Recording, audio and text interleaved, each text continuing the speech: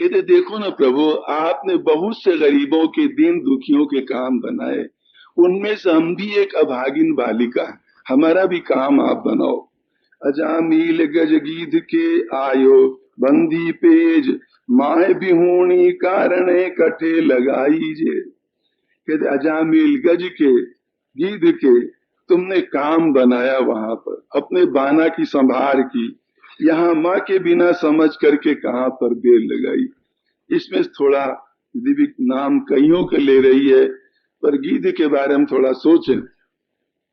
परमात्मा दीनहीनों का कितना ग्राहक है। अजामील गज गीध के, गीध भगवान राम के कितने बड़े भक्त हुए हैं। दो प्रकार की घटना आती है गीध से भगवान राम के संबंध जोड़ने की। रामायण के अंदर गोसाई महाराज ने बहुत से भक्तों की कथा पीछे के चरित्र की लिखी है, पहले वो कहाँ जन्मे क्या क्या किया ये नहीं लिखा। ऐसा लिखते तो रामायण बहुत बड़ा ग्रंथ बन जाता। इसी प्रकार से गीध के बारे में भी है, हनुमान जी के बारे में, निषाद के बारे में, तमाम की घटनाएं हैं, पहले क्या क्या हुआ, पर वहां का न लिख करके पीछे से लिखते हैं। गीध की ऐसी दो प्रकार घटनाएं आती। एक बार वशिष्ठ जी दशरथ जी के यहाँ संवत्सर का फल सुनाने गए, जैसे कि पुरोहित लोग जजमान के यहाँ जाते हैं, इस वर्ष में क्या क्या होगा आगे चल के, सारे हाल वर्ष का हाल चाल सुनाते सुनाते कहा, राजन शनिश्चर जो है रोहिणी की अवस्था को भेद करके आगे जाने वाला, ऐसी दशा में 12 वर्ष का भयंकर अकाल तुम्हारे राज्य में पड़ना चाहिए। दशरथ जी को बड़ी चिंता हुई, हमारी प्राणों के समान प्यारी प्रजा 12 साल के काल में तो पता नहीं क्या हो जाएगा। दुखित होकर पूछा, गुरुदेव ये बताओ इसका कोई उपाय? कहते ना महाराज कोई उपाय नहीं। बहुत जब कहा, पूछा शनिश्चर किधर होके जाएगा, उसकी गति बताओ, रास्ता बताओ। दशरथ जी ने मार्ग बताया। कहते दशरथ जी रथ पर चढ़ करके शनिश्चर को मारने के लिए चले। शनिश्चर को मारने के चले, जब आकाश में पहुंचे शनिश्चर के निकट, शनि ने जो दृष्टि डाली दशरथ जी पर, दशरथ जी का रथ एकदम जल जाता है और नीचे धड़ाम से गिरने लगते हैं, रथ रहित होकर के। जब गिरने लगे उसी समय गीधराज और संपाति दोनों सगे भाई थे, ये गरुड़ के संबंध में लगते बड़े बलवान थे, वो कोई साधारण गीध नहीं थे। आकाश में उड़ रहे थे। इन्होंने जब देखा ये कौन गिर रहा है, कहते अच्छा ये तो रघुवंश के महाराज दशरथ है, ये तो बड़ा अनर्थ होगा, ये ज्यों गिरे धड़ाम से शरीर छूट जाए, प्राण छूट जाएंगे। गीध ने अपने पंखों को आकाश में फैला दिया, उसी पर दशरथ जी को थाम लिया, रोक लिया और धीरे धीरे नीचे यहाँ लाए। जब नीचे लाए और उतारा दशरथ जी को, दशरथ जी महाराज उतरते हैं, तब चर्चा चली। दशरथ जी ने कहा, भैया हम तुम्हारे बहुत ऋणी हैं, तुमने हमारे प्राणों को बचाया है, इसलिए तुम जो जचे हमारे से मांग लो, हम जिस लायक हो। गीध कहते ना राजन, ये तो हमने अपने फर्ज को अदा किया है, अपने कर्तव्य का निर्वाह किया। हमारे जब बल था, सामर्थ्य थी, हम न करते तो पाप के भागी बनते। ये तो हमने अपना फर्ज निभाया, कर्तव्य निभाया, इसमें कोई मांगने लेने देने की बात नहीं। फिर भी दशरथ जी ने बहुत जोर दिया कि नहीं भैया, तुम जो जचे हम जिस लायक हो मांग लो।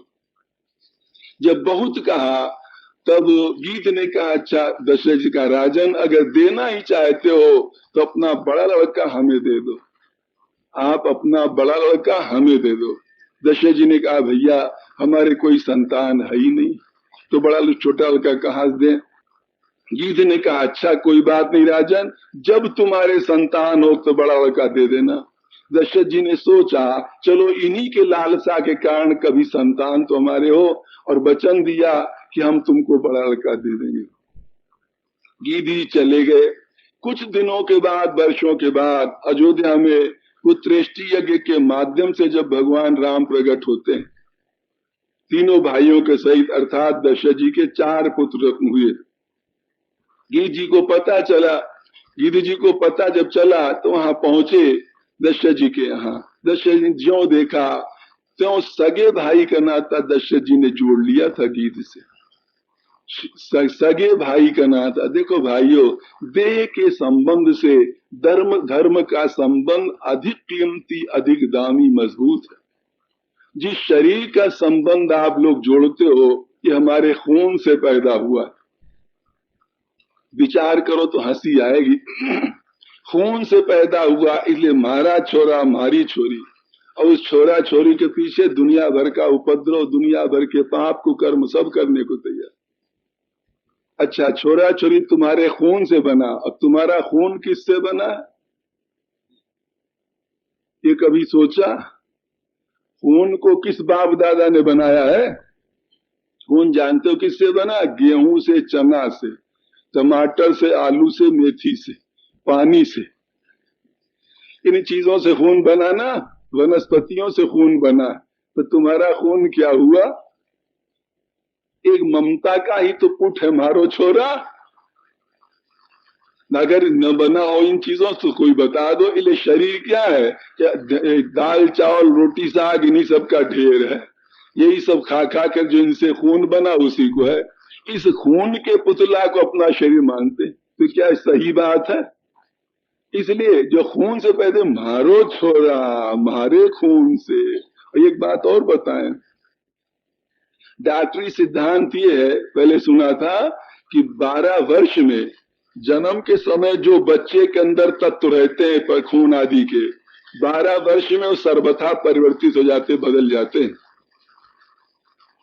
बदल जाते हैं। एक संत थे, एक डॉक्टर के यहाँ पर, उन्होंने पूछा, उनके लड़का था, कोई 24 वर्ष शायद हो गया था।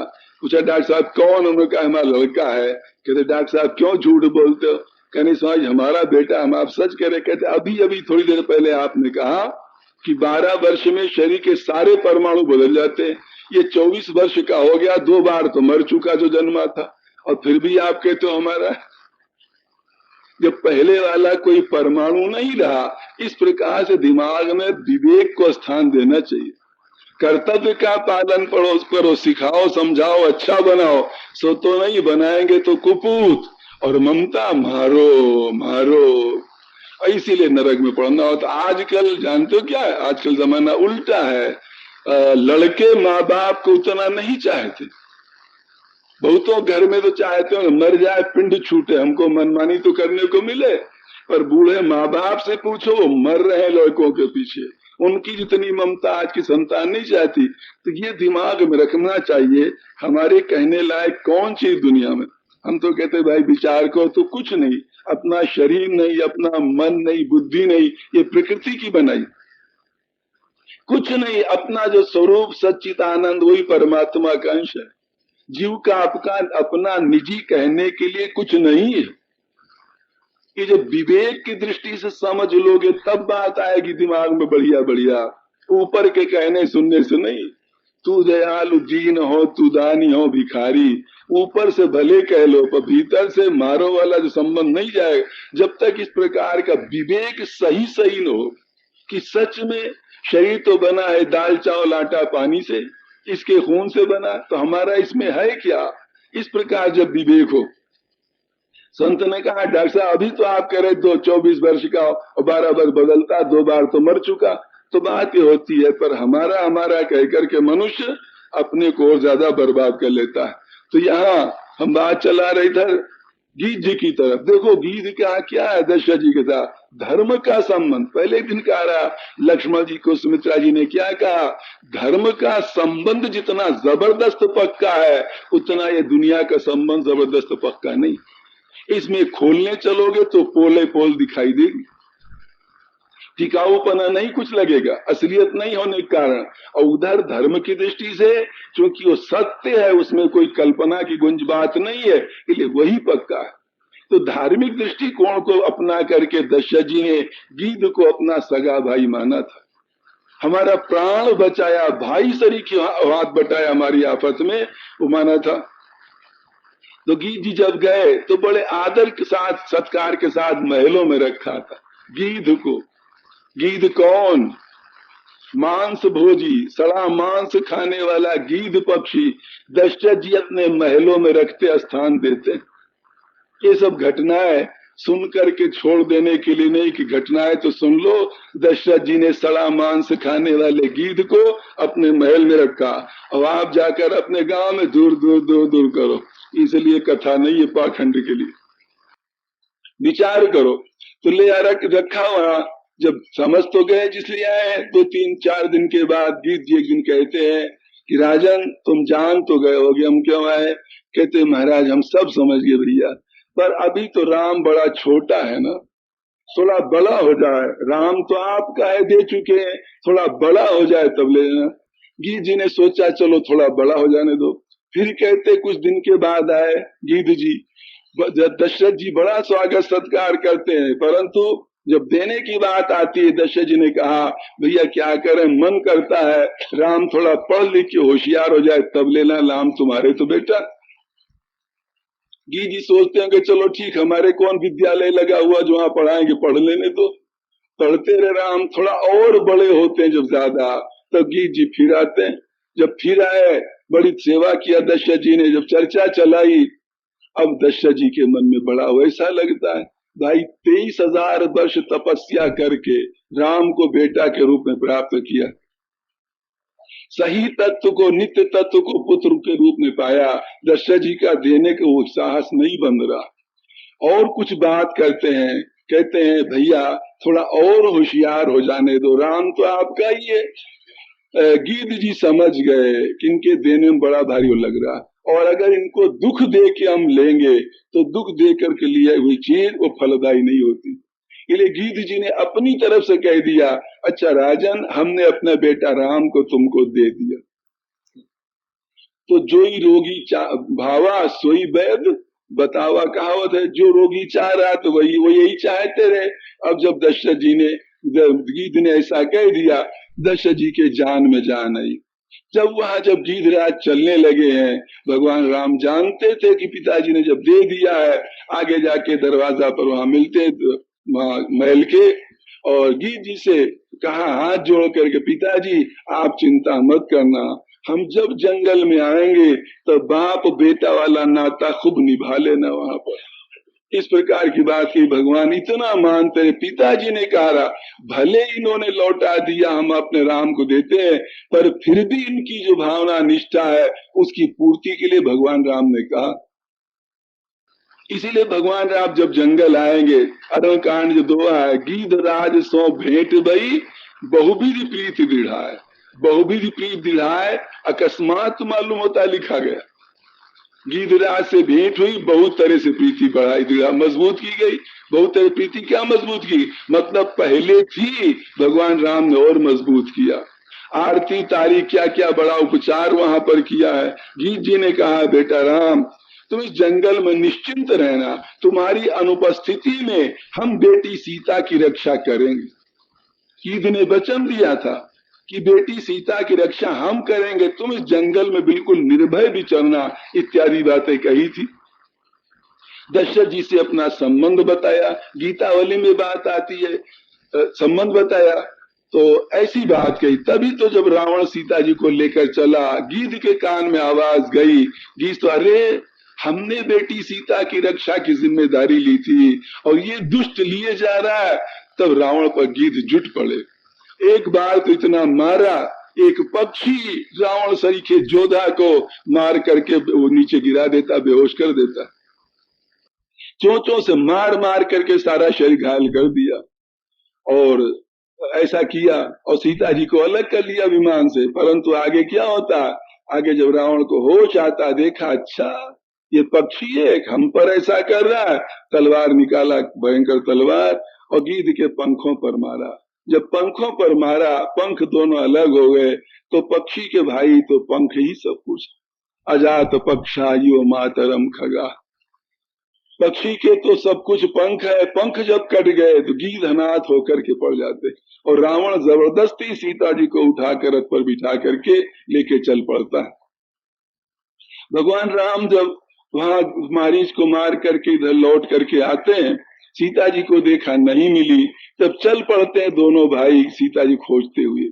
खोजते खोजते ऐसी जगह पर पहुंचते हैं जहां देखा खून की बूंदें पड़ी हुई, भगवान राम लक्ष्मण जी से कहते, भैया लक्ष्मण, मालूम होता हमारी प्राण प्यारी सीता जी को किसी राक्षस दुष्ट ने यहाँ पर मार दिया, ये देखो वही खून की बूंदें यहाँ धरती पर पड़ी। ऐसा कही रहे थे, इतने में एक तरफ कराहने की आवाज आ रही। गीध पड़े कराह रहे हैं, करा रहे हैं, क्या कहें, मेरे एको हाथ न लागी, तावलिम पद है, हमारे हाथ में एक बात भी न लगी। तब वहां पर संकेत देखो दिया है, रामायण में संकेत नहीं। दशरथ सो नन्नेह प्रतिपालो, हुतो जो सकल जग साखी। दशरथ के साथ जो हमारा स्नेह था, संबंध था भाईचारा का, हमने उसका निर्वाह न किया, न कर पाए। सारा संसार इस बात को जानता था। बरबस हरत निशाचर पतिसो, हठिन जानकी राखी। राक्षस द्वारा जबरदस्ती बेटी सीता की चोरी करने पर हम सीता को रख न सके, रोक न पाए, हमारे एक हाथ न लगी। ऐसा रोते हैं, कहते क्या कि हमारा जीवन तो उसी तरह व्यर्थ हुआ जैसे कल्प वृक्ष की बेल थी, कोई बड़ी कीमती, उसके से नीचे बैठ के जो मांगे सो मिले। वो जंगल में लगी थी, अकस्मात जंगल में आग लगी, उस आग की चपेट में वो भी जल गई। किसी की कामना भी बिचारी ने पूरी कर पाई और जीवन भी नष्ट हुआ। बीजराज यही कहते हैं, हमारी दशा उसी प्रकार से। मन में आता है क्या हमारे प्राण ये सीता जी का, बेटी का समाचार बिना प्रभु को सुनाए ऐसे निकल जाएंगे, ऐसे निकल जाएंगे। इन्हीं बातों को सोच सोच करके करार राम, क्या तुम्हारे को बिना दर्शन किए अंत में हमारे प्राण ऐसे ही जाएं। करा रहे थे, चिल्ला रहे थे, ऐसा सोच रहे थे। भगवान राम जब आवाज सुनते एक तरफ कराहने की झाली की तरफ, वहां जब दोनों भाई आगे बढ़े, वो सही मेरा रामायण में वहीं से कहेंगे, आगे परा गीध पति देखा, सुमिरत राम चरण जिन रेखा। आगे जाकर भगवान राम जो देखते हैं गीध को पंख कटे हैं, दौड़ करके भगवान राम चट से गीध को उठाकर गोद में ले लेते हैं, बैठ जाते हैं। गोसाई महाराज कहेंगे, आगे परा गीधपति देखा, सुमिरत राम चरण जीन रेखा। जो राम के चरण की रेखाओं का स्मरण कर रहे थे। राम कोई हाथ मत दिखाओ की याद गीधराज कर रहे हैं अपने को। किसी यहाँ की माताओं तुम्हारी याद यहाँ पर कथा को कुछ भाव की बात कहना चाहे ना, ऐसा विपरीत वातावरण मिलता है, कई बार मन में थोड़ा वो लगता है, इसलिए भाव उमड़ते नहीं, मन नहीं होता। अब देखो न कहा तो क्या हो रहा है और कहा इनको क्या सूझा है। दर्शन करने दूर रहो, दर्शन के लिए मरेंगी, छटपटाएंगी, और जब खुलता है तब हल्ला मचाएंगे। ये कौन तरीका है? कुछ देखो प्यार से, परंतु मुंह से बोलो मत। तो कह रहे थे हम, सुमिरत राम चरण जिन रेखा। गीधराज अपने को किसी योग्य नहीं मानते, इसलिए भगवान के चरणों में जो रेखाएं हैं उन्हीं रेखाओं के चिंतन कर रहे हैं। भगवान राम उनको उठाकर गोद में ले लेते हैं, और गोद में लेने के बाद भगवान राम की जो जटाएं काली काली सुचिक्कन, उन जटाओं से गीधराज के शरीर पर जो रक्त की बूंदें लगी है, खून लगा है, और उस खून के माध्यम से जो मिट्टी चिपक गई है शरीर में, भगवान राम अपने सिर की जटाओं से गीध के शरीर की मिट्टी पोंछते हैं। जटायु की धूल जटान सो झारी, इस प्रकार झाड़ते हैं, और फिर गीध के मस्तक पर अपना वरद हस्त रखते हैं। भगवान राम ने जो वरद हस्त रखा, गीध का जितना दुख था, जितनी वेदना थी पंख के कटने की, सारी वेदना मिट जाती। और गीध आंख खोल देते हैं, टकटकी लगाए भगवान राम के मुखारविंद का दर्शन कर रहे हैं। गीध का प्रसंग स्वयं वहां का लंबा प्रसंग है, दर्शन करते हैं भगवान राम का। और भगवान राम उनके मस्तक पर हाथ फेर कर, सरोज सिर पर सो कृपा सिंधु रघुवीर, निरख राम छवि धाम मुख विगत भई सपे।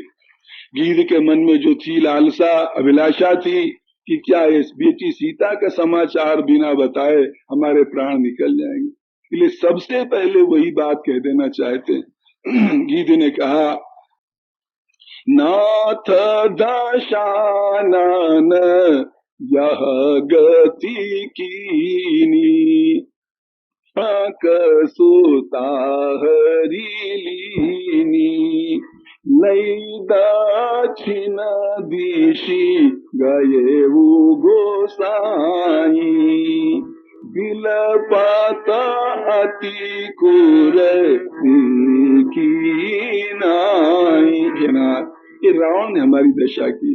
वो दुष्ट बेटी सीता को चुरा कर दक्षिण दिशा की तरफ ले गया। दरस लागी प्रभु राखे प्राणा। हे दया में राघव, आपके दर्शन के लिए हमने अपना प्राणों को रखा और हमारे प्राण रहना नहीं चाहते हैं। दरस लागी प्रभु राखे प्राणा, चलन चाहत अब कृपा निधान। राम की गोद में गिर गई, मुंह पर किए हुए भगवान के मुख को देख कहते, प्रभु हमारे प्राण जाना चाहते हैं। भगवान राम ने कहा, पिताजी ऐसा मत सोचो। गीतावली में कहा, मेरे जान तात कछु दिन जीजे। हमारी सौम्यता पिताजी आप कुछ दिन जियो, लीजिए आप सुवन सेवा सुख, मोहि पितु को सुख दीजिए। आप हमारे द्वारा बेटा का सुख लें और हमारे पिताजी नहीं रहे ना, तो हमें आप बाप वाला सुख दें। हरिहर सुजस सुनाए दर्श दे लोक कृतारथ कीजिए, इत्यादि बातें कही है भगवान राम ने। भगवान राम कहते हैं, राम कहे तनु राखहु ताता। पिताजी क्यों शरीर छोड़ो, शरीर को रखो।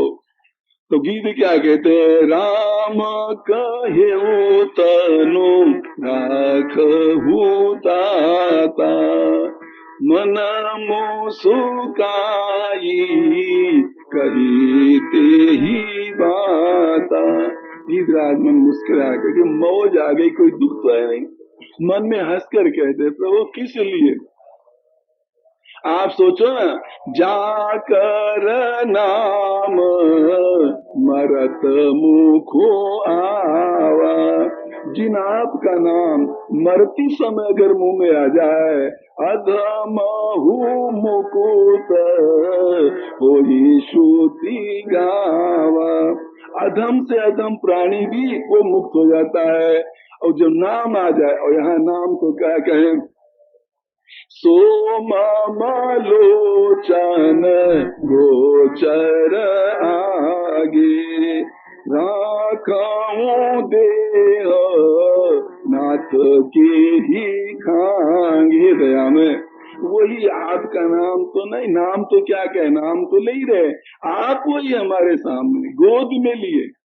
ये क्या मौका हमें मिलेगा जो आप कह रहे हो शरीर को रखो, आपकी गोद में है, आंखों से आपके पवित्र स्वरूप का दर्शन कर रहे हैं और कानों से आपकी मीठी मीठी वाणी सुन रहे हैं। तो भला बताओ, राखूं देह नाथ के ही खांगे। क्या खांगा है, क्या कमी है?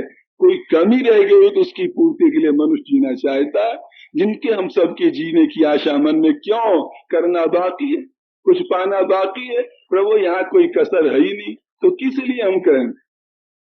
भगवान राम की आंखों में आंसू भर आते हैं। जल भरी नयन कहत रघुराई। कहते पिताजी हम क्या कहें, तो आप कह रहे हो, हम क्या बतावें। तात करम निज ते गति पाई। पिताजी हम आपको क्या सदगति देंगे, भगवान अपने कर्तापन नहीं मानते। आपका जो परोपकारी कार्य है, इस कार्य ने आपको बहुत बड़ी भारी ऊंची गति दी है, क्योंकि परहित बस जीन के मन माही। क्या कहें, रामायण तो हम लोग पढ़ लेते हैं। एक विद्वान ने कहा था, राम को मानते हैं, रामायण को पढ़ते हैं, पर राम का कहना हम लोग नहीं मानते। राम क्या कह रहे हैं, हम आप कोई कहीं चौपाई पकड़ ले तो कल्याण हो जाए। रामायण का डिमडिम घोष है, दूसरे का स्वार्थ साधने में अपना सब प्रकार का लाभ है। पर कितने लोग माने बैठे हो गए ना, अपना बिला उल्लू सिद्ध किए, समझते उल्लू सिद्ध हो गए नहीं मारा। और अपना स्वार्थ सिद्ध करने वाले का जीवन में कभी स्वार्थ सिद्ध नहीं होता है, चाहे ठग करके छल करके 2 नंबर का करोड़ रुपया घर ले, कभी स्वार्थ नहीं बनेगा, शांति नहीं मिलेगी। और जो परमार्थ में लगा है उसका स्वार्थ और परमार्थ का कभी घाटा रहता नहीं।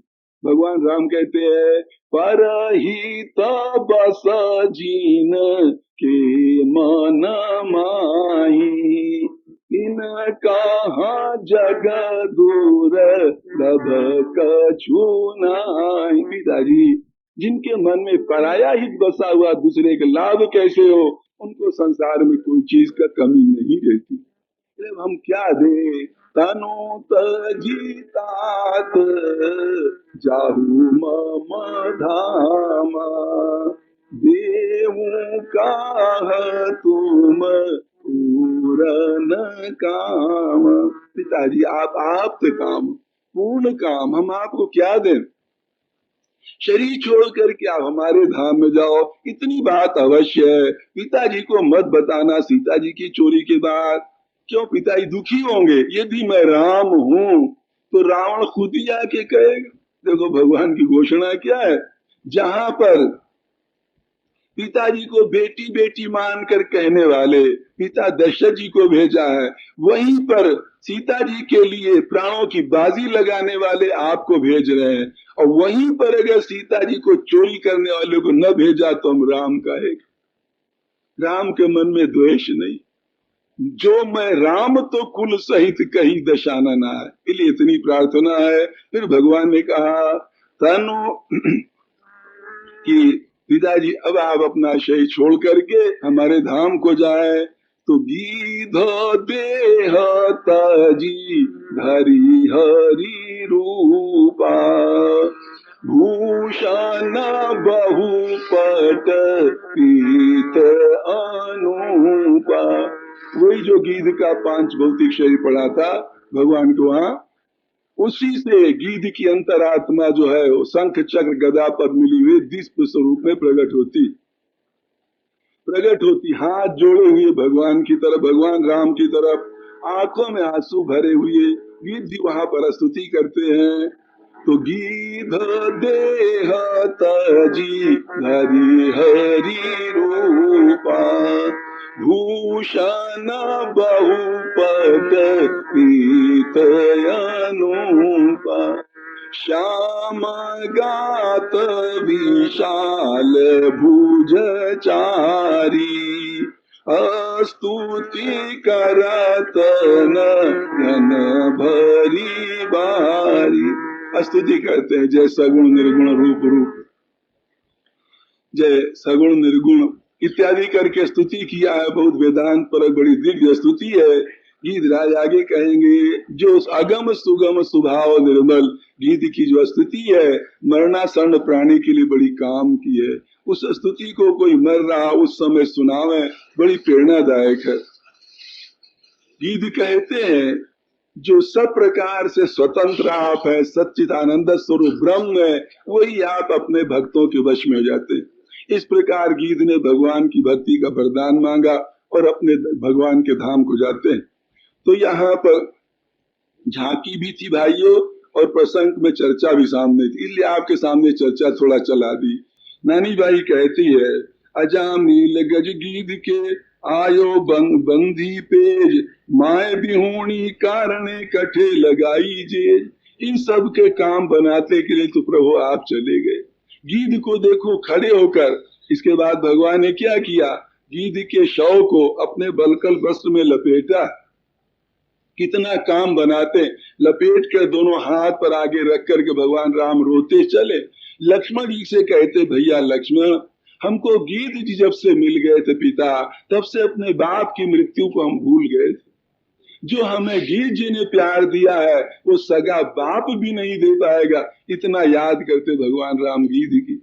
वहां चिता बना करके गीध के शरीर को रखेंगे, जैसे लड़का बाप के मस्तक का भेदन करता चिता पर, उसी तरह भगवान राम गीध के मस्तक का भेदन करें। गिद्ध सरीखे नीच मांस सड़े मांस को खाने वाले को गोद में उठा करके भगवान ले जाकर मस्तक भेदन तक करते, सगा बाप मानते। हिंदुओं, इससे अधिक और क्या उदाहरण चाहिए? इससे अधिक उदाहरण और क्या चाहिए? भला सोचो। और एक तरफ अपने भाई बंधुओं को दूर रहो समझ, जिनको भगवान राम हाथ में लेते, तर्पण करते, श्राद्ध करते, ये सब कर्म किए जा रहे। इन बातों की तरफ ध्यान दो। आज के युग की मांग ये है, यदि बचना जीना चाहते हैं तो।